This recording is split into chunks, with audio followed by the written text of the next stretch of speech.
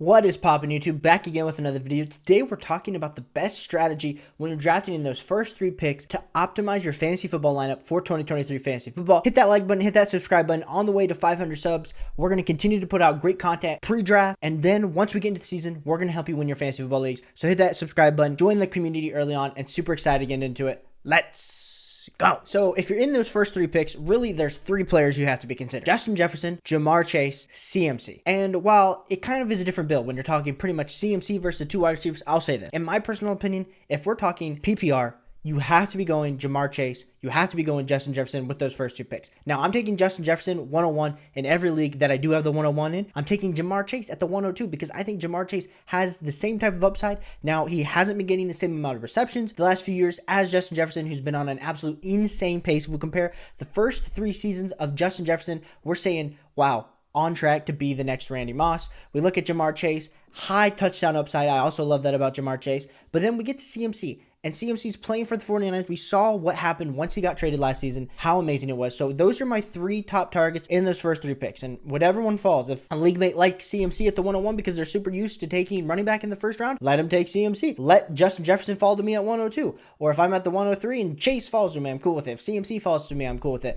Those are my first 3 picks. So when it gets back to me at the end of the second, if I had one of the first 3 picks, we're going to be talking about a few different guys in that range. We're going to be talking about guys like Devontae Smith, Jonathan Taylor, Jalen Hurts, Calvin Ridley, Mark Andrews. And now, depending on how you view those guys, just depends on how you like a build. I mean, I do think Jonathan Taylor, when he's falling to the back end of the second, is crazy good value right now, especially considering the fact that when you're playing in these leagues, I mean, a lot of running backs go off the board. So especially if you got Jamar Chase or Justin Jefferson and you're able to then pair that with a Jonathan Taylor, that's absolutely insane value. But I don't think in a ton of your leagues, Jonathan Taylor's going to fall that far. So you're really going to have a decision of like a Devontae Smith, a Chris Olave, 2 really young, high upside wide receivers that have proven it. But yeah, are they going to take that next step to be worthy of that late round, second round pick? I do like taking Mark Andrews. I know a lot of people don't think the drop off between Travis Kelce and Mark Andrews are saying that, Caleb, I feel like Mark Andrews, he hasn't put up great stats. I'm super excited about Mark Andrews this year with Todd Monken, with Lamar Jackson getting back into par, having weapons around so Mark Andrews doesn't have to be doubled and triple teamed by the coverage because the Baltimore Ravens had no one to throw it to.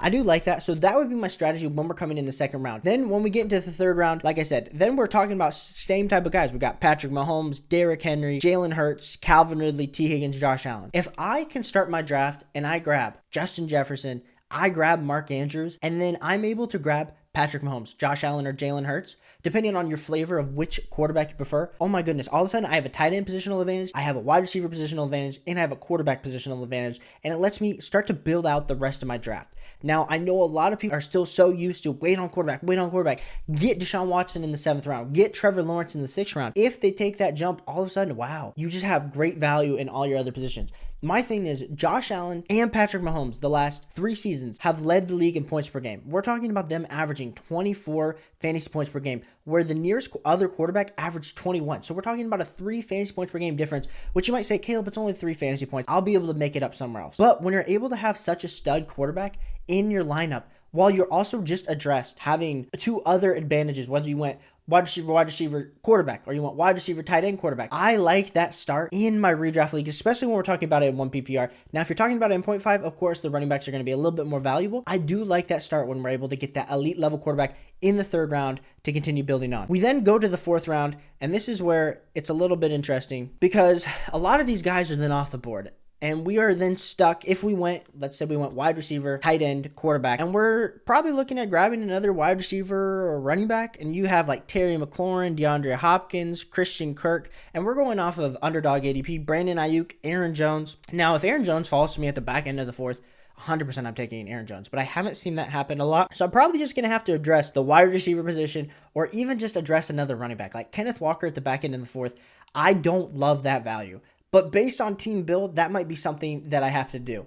Now, flipping around into the 5th round, in your sleeper leagues, I've been seeing Jackson Smith and Jigba go off the board in the 7th round, back into the 6th. And underdog ADP has Jackson Smith and Jigba, of course, in the 5th round. The only advantage is when we're talking underdog ADP in particular, it's a start 3 wide receiver format. But I find it to be the most accurate format just for us to be talking ADP. So I really think in the 5th round. In the 6th round, you're going to be able to get Jackson Smith-Njigba. So in the 5th round, we're going to be addressing another position, whether we're talking like a J.K. Dobbins, whether we're talking Miles Sanders. Even if you didn't take a tight end in that 2nd round, we could be able to grab someone like a George Kittle here. And we're feeling really great about this start. In the 6th round, that's when I would be grabbing Jackson Smith-Njigba. Now, some of your league mates are going to say, wow, you're so pretty early on Jackson Smith-Njigba, grabbing the rookie wide receiver. Don't you know Tyler Lockett and don't you know that DK Metcalf are there? No, I wouldn't be worried about that at all. I like the value of Jackson Smith-Njigba in the 6th round, even if you have to wait until the 7th. Like, I think both those spots are great values for him. I think by the time we're talking at the end of the season, we're talking about Jackson Smith-Njigba as a wide receiver too.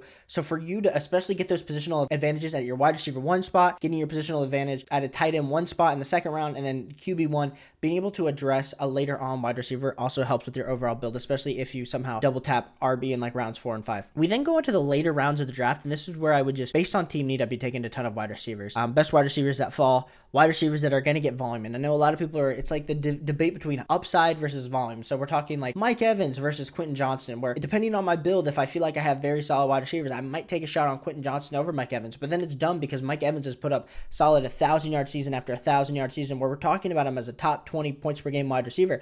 So those would be things that I would be considering as you build out this team. But I think the thing that I really want to hammer home with you guys is take those positional advantages when you're in the front of your draft. When you're able to draft Justin Jefferson, Jamar Chase, or CMC, then come back in the 2nd. If you drafted CMC, try to get a receiver. If you drafted Jamar Chase or Justin Jefferson, gives you a ton of flexibility. For running back falls, I'm taking him in the 2nd. If a tight end like a Mark Andrews is sitting there, maybe I grab him. And then in the 3rd round, if I'm at the beginning of that 3rd round, you better believe I'm not going to wait another round for my quarterback. I'm going to take Patrick Mahomes. I'm going to take Jalen Hurts. I'm going to take Josh Allen. Whichever one's the best available there. If all 3 are available, then cool. It makes you decide which one is best for your team. But that is my thoughts when we're talking about drafting in those first 3 picks. Like I said, if you guys want to get in these drafts with me where we're going to be able to analyze everything, we can do a full mock draft. I just released a full mock draft video yesterday where you can kind of go get some of my thoughts on those values specifically. But if you want to get in these mock drafts with me, hit that like button, hit that subscribe button. Excited to have you in the community and excited to win you some fantasy football championships. So let's go. I'll catch you guys on the next one. Peace.